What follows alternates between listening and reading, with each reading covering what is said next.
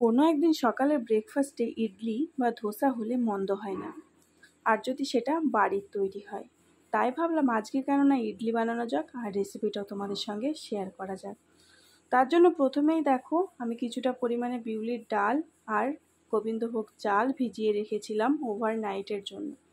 পরের দিন সকালবেলায় আমি ডাল আর চালটাকে খুব ভালো করে ধুয়ে একটি মিক্সির জারের মধ্যে আমি দিয়ে দিয়েছি একটা স্মুথ পেস্ট বানানোর জন্য। দেখো আমি একটা স্মুথ পেস্ট বানিয়ে নিয়েছি। পেস্টটা যাতে খুব ঘনও না হয় আবার যেন খুব পাতলাও না হয়। পাতলা হয়ে গেলে কিন্তু ইডলিটা ফুলবে না। তারপর দেখো পেস্টটা আমি একটা পাত্রের মধ্যে ঢেলে ফ্রিজের মধ্যে রেখে দিয়েছি 24 ঘন্টার জন্য। পরের দিন সকালবেলায় দেখো আমি ইডলি মেকারে কিছুটা পরিমাণে জল দিয়ে গ্যাস ওভেনের উপর বসিয়ে দিয়েছি জলটা গরম হওয়ার জন্য। অন্যদিকে আমি দেখো ব্যাটারটি বার করে নিয়েছি আর খুব ভালো করে একটা চামচের সাহায্যে ব্যাটারটিকে ফেটিয়ে নিচ্ছি। ব্যাটারটি যত ভালো করে ফেটানো হবে ইডলিগুলো ততটাই কিন্তু সুন্দরভাবে ফুলবে। তারপরে দেখো আমি ব্যাটারটাকে খুব ভালোভাবে ফেটিয়ে নিয়েছি আর ইডলির যে মোল্ডগুলো ছিল সেগুলোতে আমি ব্যাটারগুলো দিয়ে নিলাম।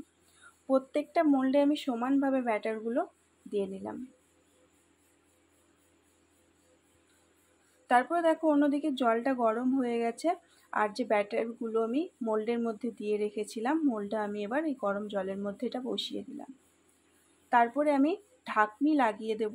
10 থেকে 15 মিনিটের জন্য অপেক্ষা করব এটা সিটি মারার জন্য। সিটি মারলে আমি গ্যাসটা অফ করে দেব। দেখো ইডলি মেকার থেকে সিটি মারছে, তো সেই জন্য আমি গ্যাসটা অফ করে দিয়েছি।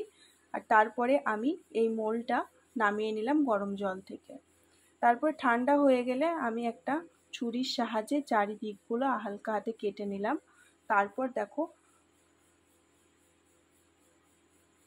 ইডলিগুলো খুব সহজেই মোল্ড থেকে বেরিয়ে আসছে। এইভাবেই আমি প্রত্যেকটা মোল্ড থেকে ইডলিগুলো বার করে নিলাম আর তৈরি হয়ে গেছে আমাদের ইডলি।